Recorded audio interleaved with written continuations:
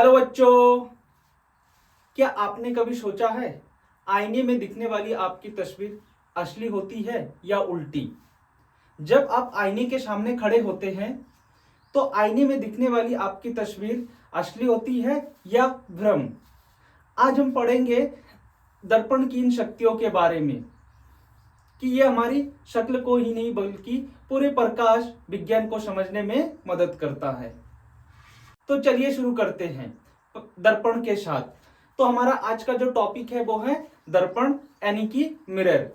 तो सबसे पहले हम दर्पण के बेसिक चीजों से शुरू करेंगे कि दर्पण कितने प्रकार के होते हैं, दर्पण पर प्रकाश पड़ने पर वो प्रकाश कैसे परावर्तन होता है। इन सब चीजों के बारे में पहले पढ़ेंगे, फिर धीरे धीरे हम देखेंगे कि जब दर्पण के सामने कोई वस्तु रखी होती है तो उसका प्रतिबिंब कहाँ बनता है, दर्पण का कोई दर्पण है उसका ध्रुव कहाँ बनता है, उसका फोकस दूरी कहाँ बनता है, फोकस कहाँ बनता है।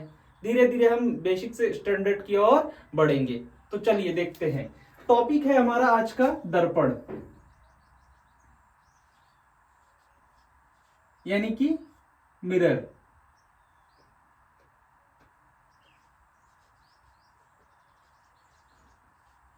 मिरर तो दर्पण कितने प्रकार के होते हैं? दर्पण दो प्रकार के होते हैं। एक होता है समतल दर्पण, समतल दर्पण जिसको हम क्या बोलते हैं? Plane mirror, plane mirror. दूसरी गोलीय दर्पण, गोलीय दर्पण जिसको हम क्या बोलते हैं? Spherical mirror, spherical mirror. अब गोलीय दर्पण जो होते हैं वो दो प्रकार के होते हैं। एक होता है अवतल दर्पण, दूसरा होता है उत्तल दर्पण। देखो, जो गोलीय दर्पण होता है ये दो प्रकार के होते हैं। पहला होता है अवतल दर्पण, अवतल दर्पण जिसको हम क्या बोलते हैं? Convex mirror, sorry concave mirror, concave mirror. और इसको क्या बोलते हैं? उत्तल दर्पण। क्या बोलते हैं? उत्तल दर्पण। और इसको इंग्लिश में क्या बोलते हैं? Convex mirror, convex mirror. तो ये है दर्पण के टाइप। सबसे पहले दर्पण दो प्रकार के होते हैं, समतल दर्पण और गोलीय दर्पण। अब जो गोलीय दर्पण होते हैं ये भी दो प्रकार के होते हैं, एक अवतल दर्पण, दूसरा उत्तल दर्पण। अब हम बारी बारी से पढ़ते हैं। सबसे पहले हम समतल दर्पण को पढ़ेंगे, फिर हम गोलीय दर्पण में अवतल दर्पण और उत्तल दर्पण को पढ़ेंगे। तो सबसे पहले देखो समतल दर्पण। समतल दर्पण कैसे बनता है? तुम एक पारदर्शी कांच लो। कैसा लो? पारदर्शी एक चौड़ा कांच लो, ठीक है। उसके तुम एक पृष्ठ पर क्या करो? कलाई कर दो। और कलाई किस चीज की करनी है? या तो तुम लाल ऑक्साइड लो या पारे। इन चाहे लाल ऑक्साइड से या पारे से तुम उसके एक पृष्ठ को कलाई कर दो। तो क्या होता है कि जैसे हम एक पृष्ठ को कलाई करते हैं तो उसका जो दूसरा पृष्ठ है वो परावर्तक पृष्ठ हो जाता है। मीन्स जब भी कोई प्रकाश उस पर पड़ता है तो वह परावर्तन के पश्चात उसी मध्य में वापस लौट आता है। तब उस वस्तु का प्रतिबिंब उस दर्पण के पीछे हमें दिखाई देता है। देखो कैसे। मान लो ये हमारे पास एक पारदर्शी क्या है? एक पारदर्शी कांच का पृष्ठ है, ठीक है। मैं क्या करता हूं कि इसकी एक सतह पर, ये मान लो इसकी एक सतह है, इस सतह पर मैं लाल ऑक्साइड या पारे की कलाई कर देता हूं। किसकी? लाल ऑक्साइड, लाल ऑक्साइड कलाई कर देता हूं, ठीक है। तो जैसे मैं इस पे लाल ऑक्साइड का क्या करता हूं? कलाई करता हूं, तो इसका जो ये दूसरा पृष्ठ है ना, ये कैसा पृष्ठ हो जाता है? ये परावर्तक पृष्ठ हो जाता है, परावर्तक पृष्ठ, ठीक। अब मान लो कोई यहां प्रकाश स्रोत है जिससे प्रकाश आ रही है। तो जब भी कोई प्रकाश, ध्यान से देखना, जब भी कोई प्रकाश इस दर्पण पर आपतित होगा,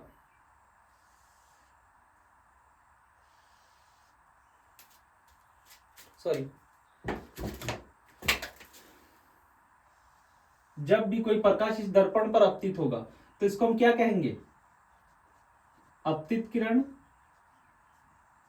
आपतित किरण।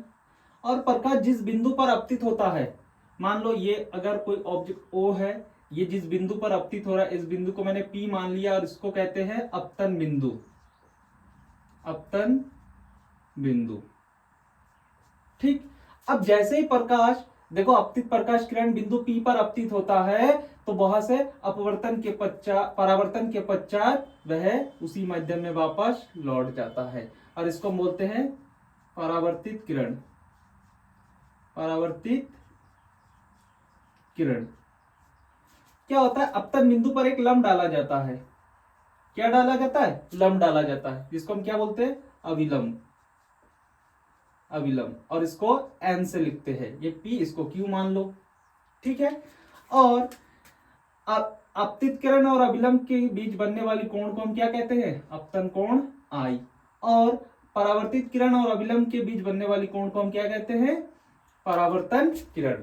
इसको कौन सा किरण? इसको सॉरी कोण, इसको अपतन कोण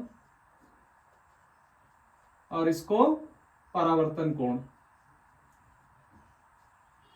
परावर्तन कोण कहते हैं। ठीक है। तो ये है हमारा समतल दर्पण। कि समतल दर्पण कैसे बनते मैंने बता दिया, और जब उस पर कोई प्रकाश पड़ता है तो प्रकाश परावर्तित होकर कैसे कि उसी माध्यम में वापस लौट आता है। अब बात है गोलीय दर्पण से। कैसे एक गोलीय दर्पण से हम अवतल और उत्तल दर्पण को बना सकते हैं। ठीक। अब थोड़ा इमेजिनेशन करो, तुम्हारे पास एक कोई भी बॉल है, कैसा? कांच का बॉल है, और वो पारदर्शी और अंदर से खोखला है। इमेजिनेशन करो जैसे बड़ा सा गुब्बारा है लेकिन वो पारदर्शी है तुम्हें, और अंदर खोखला है, तुम्हें आर पार दिख रहा है। तो क्या करो, उसके बीच से काट लो। जब तुम उसके बीच से काटोगे तो तुम्हें दो टुकड़ा, आधा इधर मिलेगा। जब तुम किसी एक पृष्ठ के उभरे हुए तल पर कलाई करते हो और तब दबा हुआ तल क्या होता है? परावर्तक पृष्ठ। तब उसको हम कहते हैं अवतल दर्पण। लेकिन जब तुम जो दूसरा, तुम्हारे पास जो दूसरा टुकड़ा है, उस दूसरे टुकड़े के दबे हुए पृष्ठ पर जब तुम कलाई करते हो तो उसका जो दूसरा तल होता, जो उभरा हुआ तल होता है, वो परावर्तक पृष्ठ होता है। चलिए देखते हैं। देखो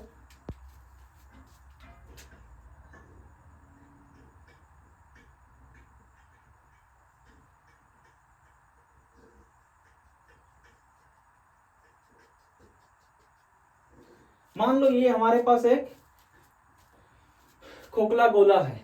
क्या है? खोखला गोला। ये कैसा है? खोखला है और पारदर्शी है। हम क्या करते हैं कि इसके बीच से, इसको बीच से काट देते हैं।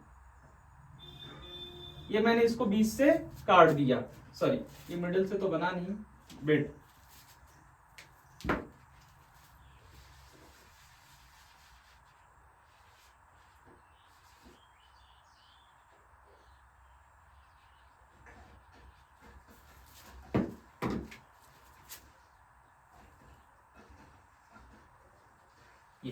मैंने इसको बीच से काट दिया। ठीक। अब ये हमारे पास एक पृष्ठ, ये हमारे पास एक टुकड़ा हो गया, ये हमारे पास दूसरा टुकड़ा हो गया। इस गोलीय, देखना, इस गोलीय खोखले गोले का ये तुम्हारा क्या है? वक्रता केंद्र। क्या है? वक्रता केंद्र है। और इस वक्रता केंद्र को मैंने क्या मान लिया? C। इसको मैं क्या कहता हूं कि ये क्या है हमारे पास? वक्रता केंद्र। इसको क्या माना मैंने? C। क्या माना? C। अब मैं क्या करता हूं कि इसके ये वाले टुकड़े के बाहरी पृष्ठ पर मैं कलाई कर देता हूं। सेम कलाई किससे करना है तुम्हें? चाहे लाल ऑक्साइड लो या पारे को लो, तो मैं कलाई कर देता हूं। तो जैसे ही मैं एक पृष्ठ पर कलाई करता हूं तो इसका जो दूसरा पृष्ठ होता है,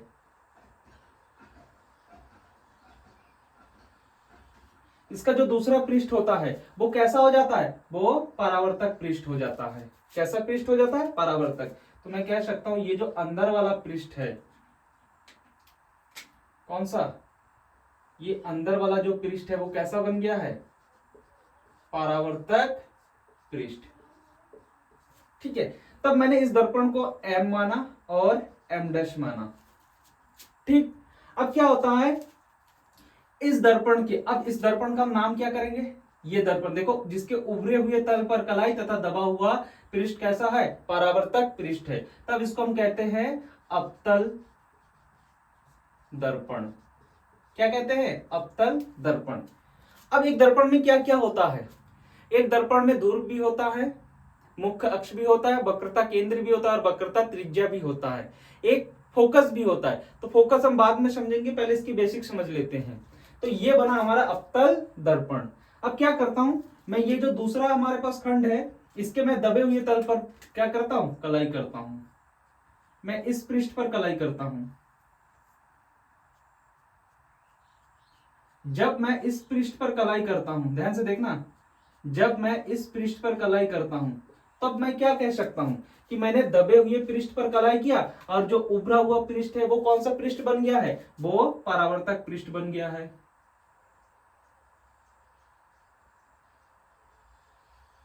देखो, तो मैं कह सकता हूं कि ये जो हमारे पास पृष्ठ है वो कैसा पृष्ठ है, परावर्तक पृष्ठ। और तब इस खंड को क्या कहा जाएगा, तब इस खंड को हम कहेंगे कि ये उत्तल दर्पण है। कौन सा दर्पण है, उत्तल दर्पण।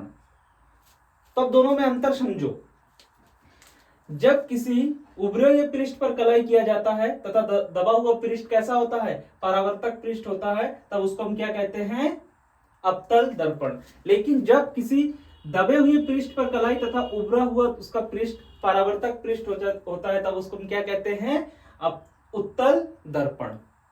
अब क्योंकि हमारे पास अब दो दर्पण हैं, कितने दर्पण हैं, दो दर्पण, ये वाला एम एम डैश, ये भी सेम होगा हमारा एम और ये एम डैश। ठीक, अब एक दर्पण में कुछ बेसिक चीजें होता है, ध्रुव होता है, मैंने अभी थोड़ी देर पहले बताया, ध्रुव होता है और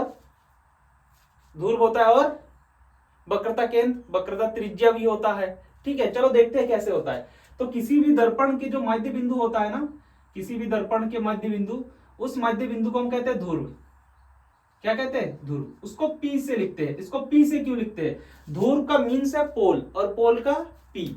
अब ध्रुव किसी भी, तो इसका देखो, इस पृष्ठ का मध्य बिंदु ये है, तो इस पृष्ठ का मध्य बिंदु कौन है, तो इस पृष्ठ का मध्य बिंदु ये है, तो ये भी क्या होगा, ध्रुव होगा।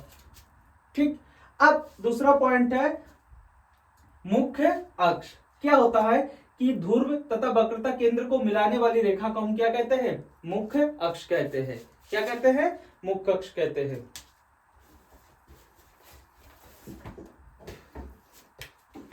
ध्यान से देखना,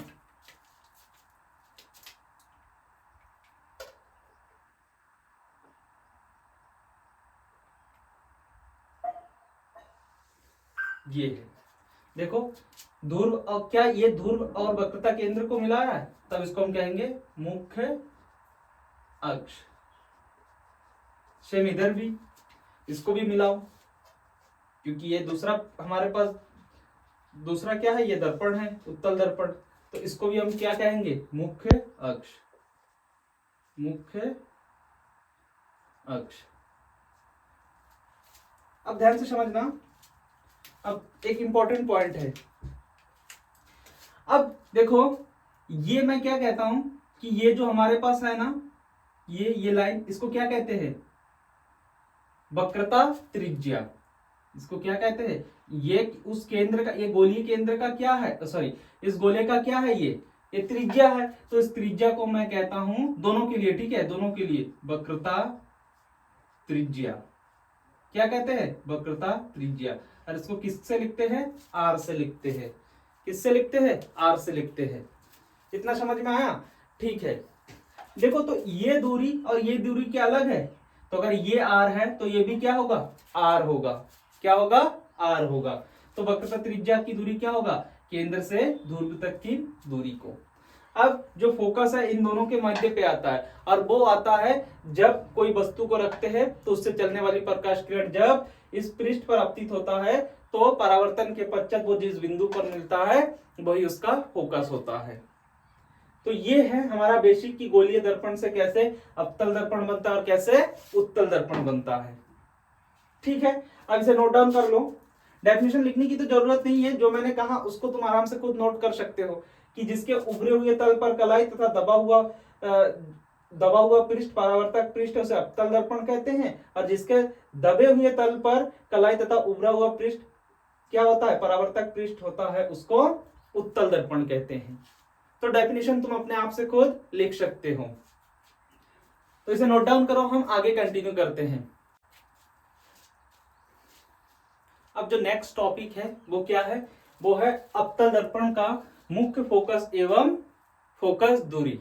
मीन्स क्या है कि principal focus and focal length of mirror, concave mirror. क्या होता है कि हमारे पास एक अवतल दर्पण है, मतलब मुझे अवतल दर्पण के लिए क्या क्या निकालना है, मुख्य फोकस और फोकस दूरी कहाँ बनता है वो देखना है। तो ये हमारे पास एक कैसा दर्पण है, देख के बता सकते हो कि उभरे हुए तल पर कलाई है और दबा हुआ तल कैसा है, परावर्तक पृष्ठ, मीन्स कैसा है, अवतल दर्पण है। तो अवतल दर्पण है तो ये M और M डैश, ठीक, ओके। इस पृष्ठ के मध्य बिंदु को हम क्या कहेंगे, मध्य बिंदु को हम क्या कहेंगे, ध्रुव, और उसको क्या लिखेंगे, P। अब ये जो जिस गोले का, ध्यान से सुनना, ये जिस गोले का हिस्सा है उस गोले का जो केंद्र था उस केंद्र को हम क्या कहते हैं, वक्रता केंद्र। तो मान लो ये वक्रता केंद्र है, तो वक्रता केंद्र और किसको, ध्रुव को जो मिलाने वाली रेखा है उस रेखा को हम क्या कहते हैं, मुख्य अक्ष।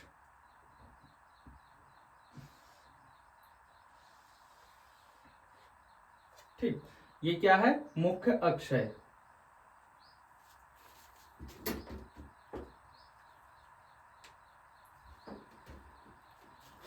अब मान लो यहां कोई प्रकाश स्रोत है, अब उस प्रकाश स्रोत से इस दर्पण पर मैं क्या कर रहा हूं कि प्रकाश किरण आपतित करा रहा हूं।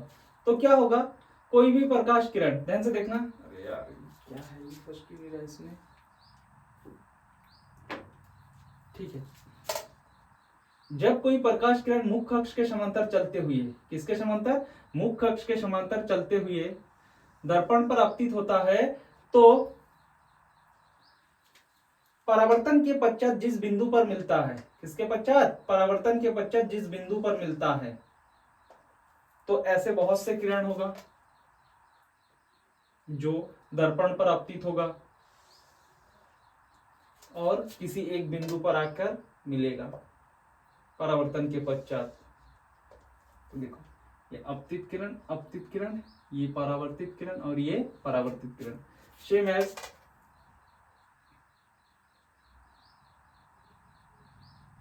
मुख्य अक्ष के समांतर चला, अपतित हुआ, परावर्तन के पश्चात वो कहां मिला, ठीक। उसी प्रकार दूसरा किरण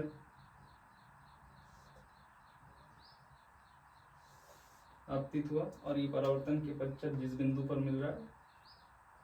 तो देखो ये सभी किरणें आपतित हुआ दर्पण पर और परावर्तन के पश्चात किसी एक बिंदु पर मिलता है। ये क्या इस बिंदु पर मिल रहा है, इसी को हम कहते हैं इस दर्पण का मुख्य फोकस। इसी को हम क्या कहते हैं, इस दर्पण का मुख्य फोकस। तो अवतल दर्पण के लिए मुख्य फोकस कहां है, ध्रुव और वक्रता केंद्र के बीच में। अब मुझे क्या करना है कि इस मुख्य फोकस का फोकस दूरी निकालना है। देखो हम जो भी दूरी लेते हैं ना, चाहे कोई भी दर्पण हो, जो भी हम दूरी लेते हैं उन दूरी को हम कहां से नापते हैं, उन सभी दूरी को हम ध्रुव से नापते हैं। सभी दूरियों को कहां से नापा जाता है, ध्रुव से नापा जाता है। आगे मैं इसको बताऊंगा, एक्सप्लेन करूंगा कि कैसे वो धनात्मक होता है, कैसे वो ऋणात्मक होता है। आज मैं थोड़ा सा बता देता हूं कि ध्रुव से बाई और जो भी दूरियां ली जाती है ना, चाहे वो वस्तु की हो, प्रतिबिंब की हो, वो सब ऋणात्मक ली जाती है। लेकिन ध्रुव से दाई और जो भी दूरी ली जाती है वो धनात्मक ली जाती है।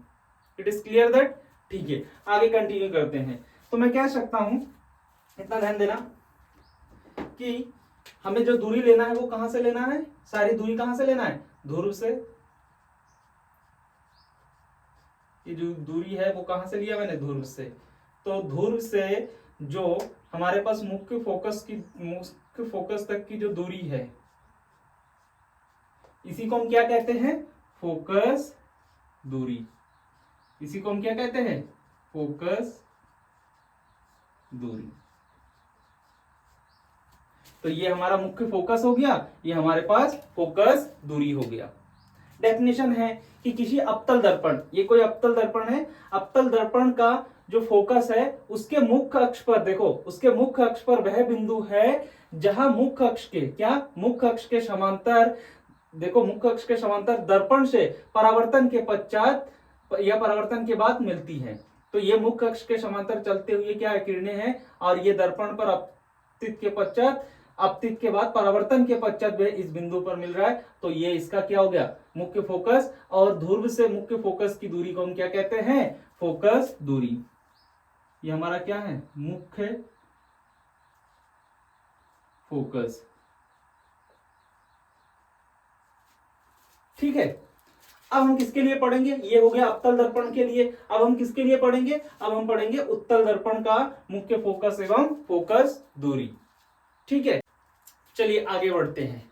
नेक्स्ट टॉपिक है हमारा उत्तल दर्पण का मुख्य फोकस एवं फोकस दूरी, means principal focus and focal length of convex mirror.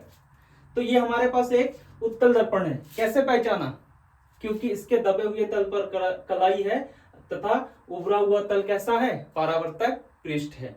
तो सबसे पहले देखो इसको हम क्या मानेंगे, एम डैश। इसके मध्य बिंदु को, ये इसका मध्य बिंदु है, मध्य बिंदु को ध्रुव, मध्य बिंदु को क्या मानेंगे, ध्रुव। अब बात यह है कि हम जो वक्रता केंद्र है उसको कहां माने। क्या ये जो दर्पण है ये ऐसे गोले का टुकड़ा है कि ऐसे वाले गोले का, तो जाहिर सी बात है गोला बनेगा तो ऐसे बनेगा, और उस गोले के केंद्र को ही हम क्या कहेंगे, वक्रता केंद्र। तो लगभग वो कहां होगा, लगभग यहां होगा।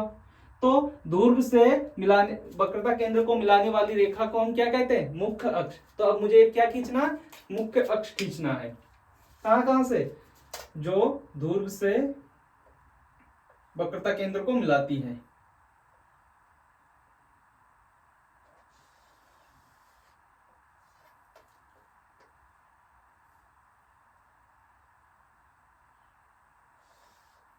देखो ठीक, तो यहां हमारा क्या हो जाएगा, वक्रता केंद्र। अब जो प्रकाश किरणें हैं वो किधर, अब बताओ जो वस्तु है, वस्तु को कहां रखा जाता है, दर्पण के सामने कि दर्पण के पीछे। तो अगर आपको अपना चेहरा देखना है तो आप आईने के सामने खड़े होंगे या पीछे।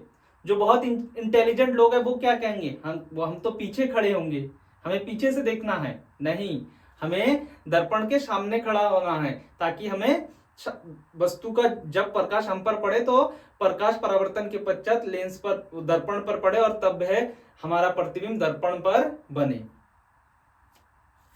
अच्छा, तो अब बताओ कि हमें इस पे जो प्रकाश स्रोत है उसको कहां रखना है, दर्पण से आगे रखना है कि दर्पण के पीछे रखना है।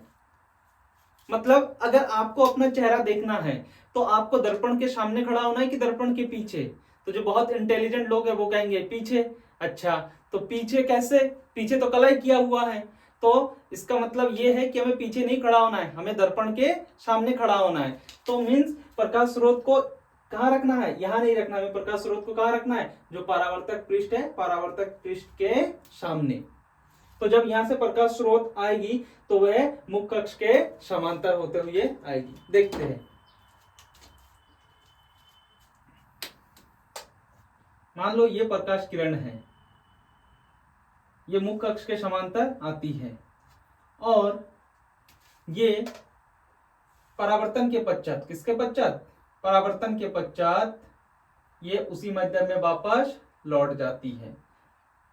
लेकिन ये हमें ऐसा लगता है कि इस बिंदु पर ये आती हुई प्रतीत हो रहा है। सेम जो दूसरा प्रकाश किरण होगा वो भी मुख्य अक्ष के समांतर होगा, और ये भी परावर्तन के पश्चात क्या होगा, परावर्तन के पश्चात उसी माध्यम में लौट जाएगा, लेकिन हमें ऐसा लगेगा कि ये आते हुए प्रतीत हो रहा है। तो ये आपतित किरण, परावर्तित किरण, आपतित किरण, परावर्तित किरण। ठीक, आपतित किरण, और ये हमें कैसे प्रतीत हो रहा है कि ये इस बिंदु से आते हुए।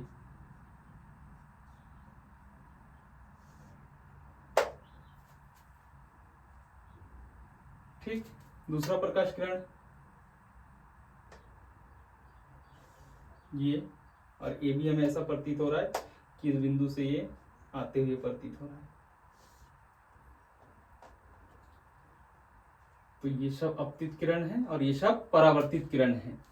अब देखो, हमें ऐसा प्रतीत हो रहा है कि जैसे प्रकाश परावर्तन हुआ, परावर्तन के बाद हमें ये जो किरणें हैं ये इस बिंदु पर आते हुए प्रतीत हो रहा है। तब इस बिंदु को हम क्या कहते हैं? ये उत्तल दर्पण के लिए मुख्य फोकस है। अब इस मुख्य फोकस की दूरी क्या होगा?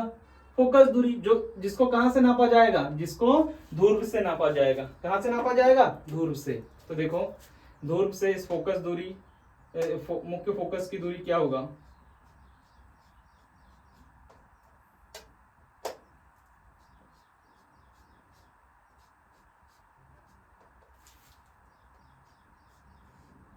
ये स्मॉल, ठीक है। तब मैं कह सकता हूं कि हाँ, ये उत्तल दर्पण के लिए हमारा क्या है? मुख्य फोकस है, और ये हमारा फोकस दूरी। तो डेफिनेशन वही है कि किसी उत्तल दर्पण का जो फोकस है उसके मुख्य अक्ष पर वह बिंदु है जहां से मुख्य अक्ष के, ये है मुख्य अक्ष ना, मुख्य अक्ष के समांतर आती किरणें दर्पण से परावर्तन के बाद आती हुई प्रतीत होती है। इसी को हम क्या कहते हैं? उत्तल दर्पण का मुख्य फोकस एवं फोकस दूरी। तो नेक्स्ट टॉपिक है हमारा अवतल दर्पण के सामने विभिन्न दूरियों पर रखी वस्तु का प्रतिबिंब। मीन्स मुझे दर्पण के सामने अलग अलग दूरियों को वस्तु को रखना है और फिर देखना है कि उसका प्रतिबिंब कहाँ बनता है। जैसे 6 कंडीशन होंगे, अलग अलग 6 कंडीशन होंगे कि उन 6 कंडीशनों में वस्तु को मैं वहां रख सकता हूं तो उसका प्रतिबिंब कहां कहां बनेगा। तो उसका पहला है हमारे पास कि जब वस्तु अनंत पर हो। मान लो आपके सामने एक दर्पण रखा है, क्या या आपने एक दर्पण रखा और वस्तु जो है वो अनंत पर है, तब उस वस्तु से आने वाली जो प्रकाश किरण है वो, उसका जो प्रतिबिंब है, उस वस्तु का जो प्रतिबिंब है वो कहां बनेगा। चलिए देखते हैं। सबसे पहले ये हमारे पास एक कैसा दर्पण है? अवतल दर्पण है। कौन सा दर्पण? अवतल दर्पण। हम जानते हैं इसके जो मध्य बिंदु होते हैं वो क्या होता है? वो ध्रुव होता है। क्या होता है? ध्रुव। और ये जिस गोले का भाग है उसके केंद्र को हम क्या कहेंगे? वक्रता केंद्र। तो वक्रता केंद्र और ध्रुव से हम क्या खींचेंगे? एक मुख्य अक्ष खींचेंगे। तो ये मान लिया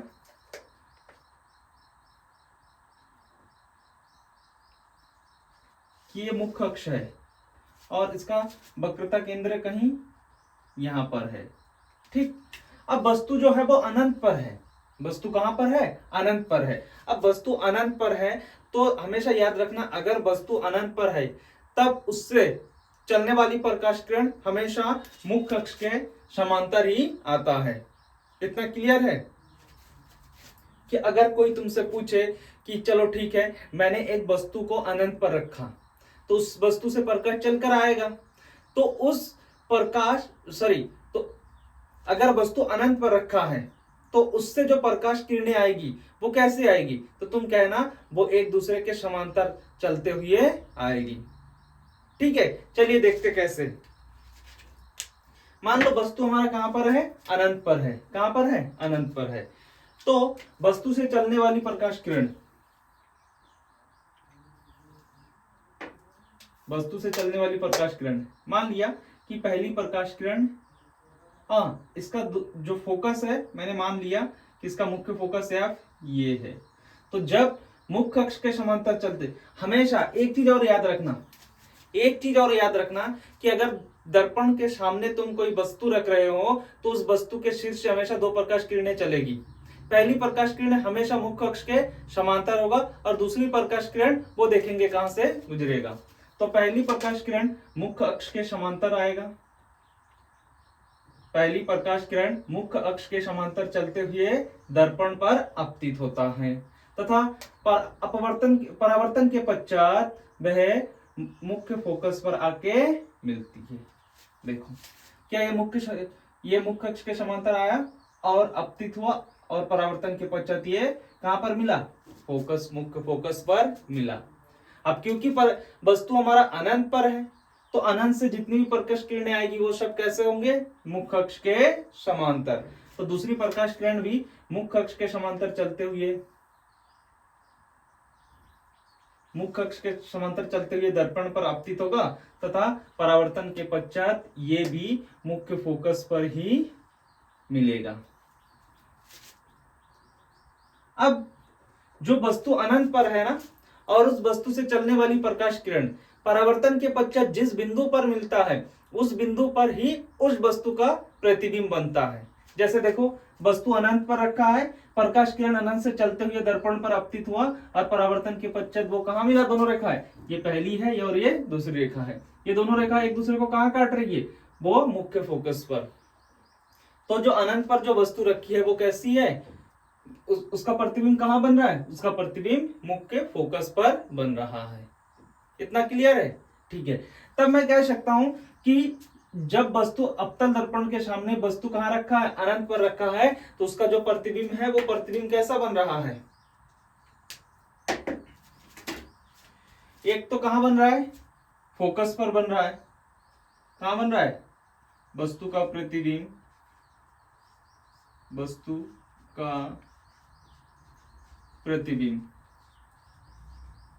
कहां कहां बन रहा है?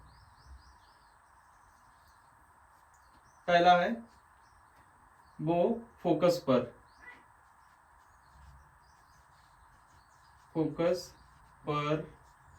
बनता है। सेकंड नंबर कैसा है? उल्टा होगा कि सीधा? जाहिर सी बात है उल्टा होगा। थर्ड नंबर और कैसा होगा? वास्तविक होगा।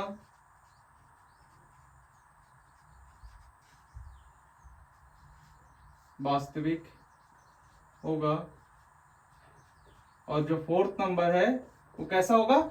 जो वस्तु है वस्तु से छोटा होगा। कैसा होगा? वस्तु से छोटा।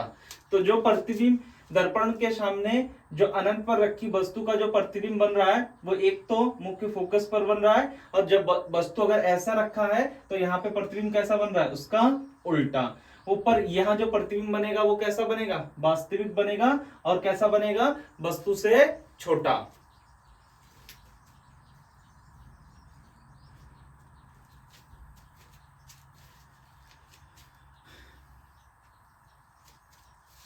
ठीक है, चलिए नेक्स्ट है हमारा जब वस्तु अनंत और वक्रता केंद्र के बीच हो। तो देखते हैं जब वस्तु कहां पर रखा हो? अनंत और वक्रता केंद्र के बीच में रखा हो। तो सेम ये हमारे पास अवतल दर्पण है, ये केंद्र बिंदु है, तो इसको हम क्या मानेंगे? ध्रुव। अब ध्रुव से क्या चलेगा? मुख्य अक्ष।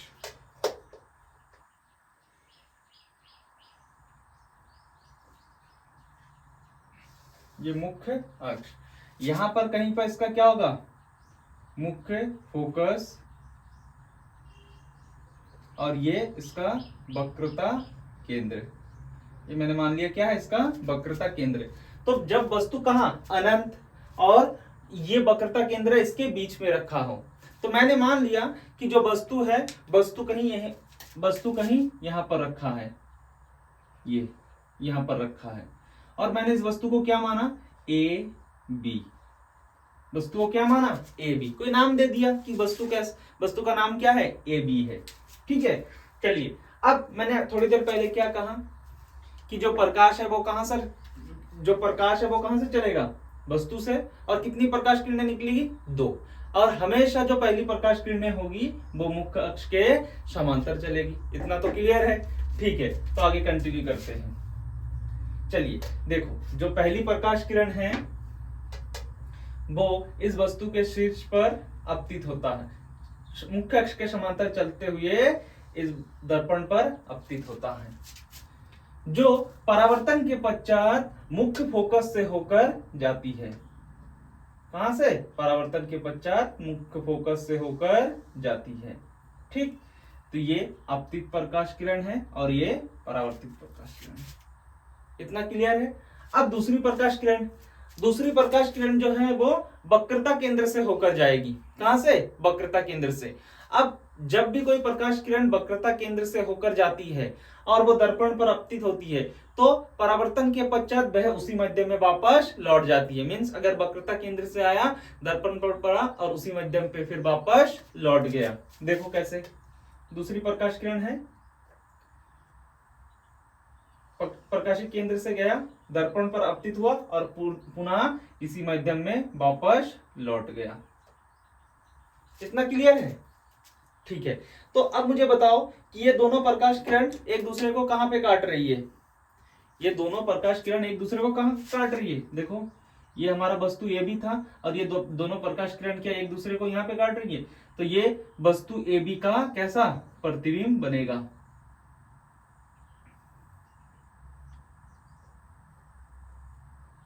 ये प्रतिबिंब है। वस्तु ए बी का क्या है? प्रतिबिंब है। तो देखो, क्या वस्तु पहले ऐसे था, अब पहले ऐसे था, अब कैसे हो गया है? ऐसे। तो ये ए डैश हो गया और ये बी डैश हो गया। क्लियर है इतना? तब मैं कह सकता हूं कि जो वस्तु का प्रतिबिंब है, वस्तु का प्रतिबिंब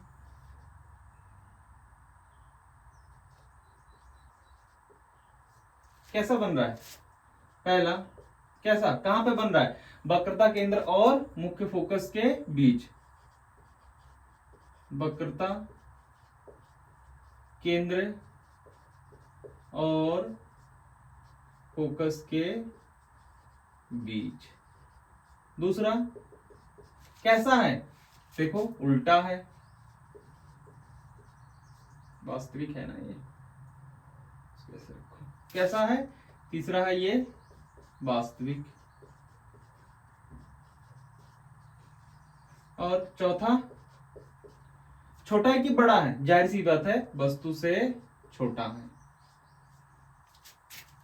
ठीक है। तो ये जब वस्तु कहां पर हो? वस्तु हमारा अनंत और वक्रता केंद्र के बीच हो।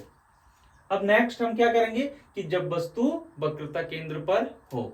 चलिए इतना पहले नोट डाउन कर लीजिए, वीडियो को पॉज करके फिर आगे कंटिन्यू करते हैं।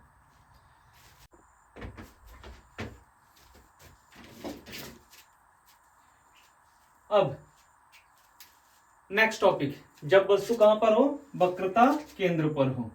वस्तु कहां पर हो? वक्रता केंद्र पर। तो देखो, ये दर्पण है, दर्पण के सामने वस्तु कहां रखा है? वक्रता केंद्र पर। देखो, अगर मैं हर एक चित्र को बनाने जाऊंगा तो वो टाइम टेकन हो जाएगा, इसलिए मैंने चित्र को बना दिया। मैं समझा देता हूं। अब क्या है, तुम्हें पता है कि वस्तु है, वस्तु के शीर्ष से दो प्रकाश किरणें निकलेगी। पहली प्रकाश किरण मुख्य अक्ष के समांतर चलते हुए दर्पण पर आपतित होता है, जो परावर्तन के पश्चात मुख्य फोकस से होकर जाती है। दूसरी प्रकाश किरण, देखो, दूसरी प्रकाश किरण मुख्य फोकस से होकर जाती है तथा परावर्तन के पश्चात वह मुख्य अक्ष के समांतर हो जाता है। और ये दोनों प्रकाश किरणें एक दूसरे को कहां पर काटती है? यहां पर काटती है, जो कि बी डैश है। तो ये वस्तु ए बी का क्या है? वस्तु ए बी का ये प्रतिबिंब है, ए डैश बी डैश। तब वस्तु का प्रतिबिंब कैसा बन रहा है? देखो, वस्तु का प्रतिबिंब कैसा बन रहा है? वस्तु का प्रतिबिंब पहला बताओ कहां पर बन रहा है? तो मुझे पता है कि वो वक्रता केंद्र पर बन रहा है। वक्रता केंद्र पर बनता है। सेकंड कैसा होता है? देखो, उल्टा है, हाँ उल्टा है। तीसरा कैसा है? वास्तविक है, हाँ है। और चौथा कैसा है? वक्रता केंद्र पर बनता है, उल्टा है, वास्तविक है और कैसा है? वस्तु के, अच्छा, वस्तु से बड़ा, वस्तु से छोटा कि वस्तु के बराबर। तो देख रहे हैं कि जितना वस्तु की ऊंचाई, जितना ये दिख रहा है उतना ही ऊंचाई यही है। तो ये वस्तु के क्या होगा? बराबर। वस्तु के बराबर। ठीक। इसमें देखो वस्तु का प्रतिबिंब कैसा बन रहा है? कैसा बन रहा है वस्तु का प्रतिबिंब? या कहां बन रहा है? तो मैं देख रहा हूं ये अनंत तथा वक्रता केंद्र के बीच में बन रहा है। अनंत तथा वक्रता केंद्र के बीच वस्तु का प्रतिबिंब बनता है। सेकंड नंबर उल्टा, बिल्कुल उल्टा। थर्ड नंबर ये वस्तु से कैसा है, बड़ा है, देखो कैसा है, वस्तु से बड़ा। और फोर्थ नंबर कैसा है, वास्तविक है, हाँ बिल्कुल है, कैसा है, वास्तविक। तो देखो वस्तु कहाँ रखा है, वस्तु वक्रता केंद्र और मुख्य फोकस पर रखा है। जब वस्तु वक्रता केंद्र तथा मुख्य फोकस के बीच हो तो ये वस्तु ये भी है। तो वस्तु के शीर्ष से चलने वाली पहली प्रकाश किरण मुख्य अक्ष के समांतर जाती है जो मुख्य फोकस से होकर गुजर जाती है। दूसरी प्रकाश किरण वक्रता केंद्र से होकर, ध्यान से देखना, यहां से जो चलने वाली प्रकाश किरण पहले दर्पण पर जाएगा, आपतित होगा,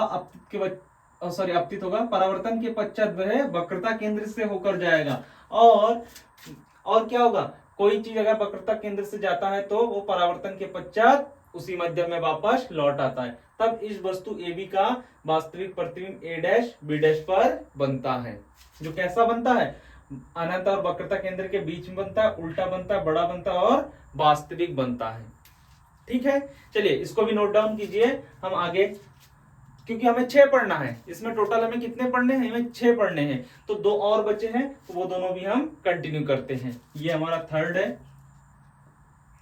फर्स्ट नहीं, ये थर्ड है और ये हमारा फोर्थ है। ठीक है, चलिए नोट डाउन कीजिए। चलिए नेक्स्ट टॉपिक की ओर बढ़ते हैं। नेक्स्ट टॉपिक क्या है हमारा, जब वस्तु कहां पर हो, मुख्य फोकस पर हो। तो ये वस्तु AB कहां पर रखा है, देखो मुख्य फोकस पर रखा है। कहां रखा है, मुख्य फोकस पर रखा है। ठीक है, तो वस्तु के शीर्ष से चलने वाली पहली प्रकाश किरण मुख्य अक्ष के समांतर चलता है, चलकर दर्पण पर अपतित होता है और अपतित होने के पश्चात वह मुख्य फोकस से होकर ही जाता है। वही दूसरी प्रकाश किरण पहले वक्रता केंद्र से होकर जाता है और दर्पण पर आपतित होने के पश्चात वह परावर्तन के बाद उसी माध्यम में वापस लौट आता है। तब ये दोनों प्रकाश किरणें कहां पर, अनंत पर कटती है। कहां पर कटती है, अनंत पर। तब मैं कह सकता हूं जो वस्तु का प्रतिबिंब है, वस्तु का प्रतिबिंब वो कैसा बन रहा है, मैं कह सकता हूं पहला कैसा बन रहा है, कहां पर बन रहा है, अनंत पर। जो वस्तु का प्रतिबिंब है वो कहां बन रहा है, अनंत पर, अनंत पर। सेकंड नंबर कैसा बन रहा है, वास्तविक, बिल्कुल वास्तविक। थर्ड नंबर कैसा बन रहा है, उल्टा, ठीक है। और वस्तु से बड़ा। फोर्थ नंबर क्या, वस्तु से कैसा बन रहा है, बड़ा, ठीक है। अब जब वस्तु कहां पर हो, हमारा मुख्य फोकस तथा ध्रुव के बीच स्थित हो। देखो ये जो वस्तु है ये मुख्य फोकस और कहां, ध्रुव के बीच स्थित है। कहां कहां स्थित है, मुख्य फोकस और ध्रुव के बीच। तो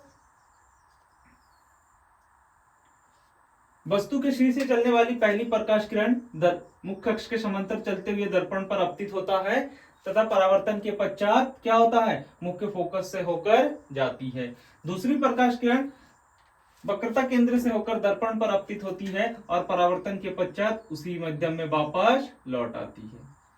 अब क्या होता है कि इन दोनों किरणों को पीछे बढ़ाने पर, कहां बढ़ाने पर, पीछे बढ़ाने पर यह बिंदु A' पर कटती है। कहां कटती है, बिंदु A' पर कटती है, जो कि वस्तु AB का कैसा, आभासी प्रतिबिंब बनाता है। कैसा प्रतिबिंब बनाता है, आभासी प्रतिबिंब बनाता है।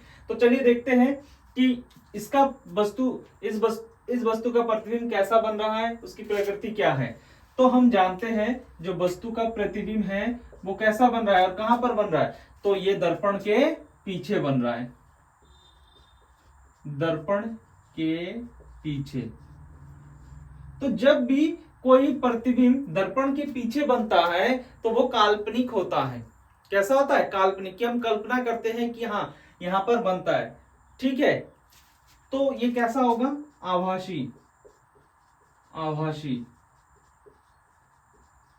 और कैसा, उल्टा की सीधा? हाँ, देखकर ही लग रहा है कैसा, सीधा। और चौथा, वस्तु से बड़ा। जो प्रतिबिंब बन रहा है वो कैसा बन रहा है, वस्तु से बड़ा। ठीक है, तो ये हमारा अवतल दर्पण के सामने विभिन्न दूरियों पर रखी वस्तु का ये प्रतिबिंब था। जैसे 6 कंडीशन होते हैं, जब वस्तु अनंत पर हो, जब वस्तु अनंत तथा वक्रता केंद्र के बीच हो, वस्तु वक्रता केंद्र पर हो, वक्रता केंद्र और मुख्य फोकस के बीच में हो, और मुख्य फोकस पर हो, और मुख्य फोकस और ध्रुव के बीच में हो। इन सभी कंडीशन के लिए हमने ये प्रतिबिंब आपको बना के दिया कि जब इन सब कंडीशन में जब वस्तु को दर्पण के सामने रखा जाता है। ठीक है, चलिए इसे नोट डाउन कर लीजिए। तो अपनी क्लास को आज हम यही एंड करते हैं, फिर एक नए टॉपिक के साथ आपके साथ मिलेंगे। तो अभी तक के लिए थैंक यू, और thank you for watching me. Like, share and subscribe the channel.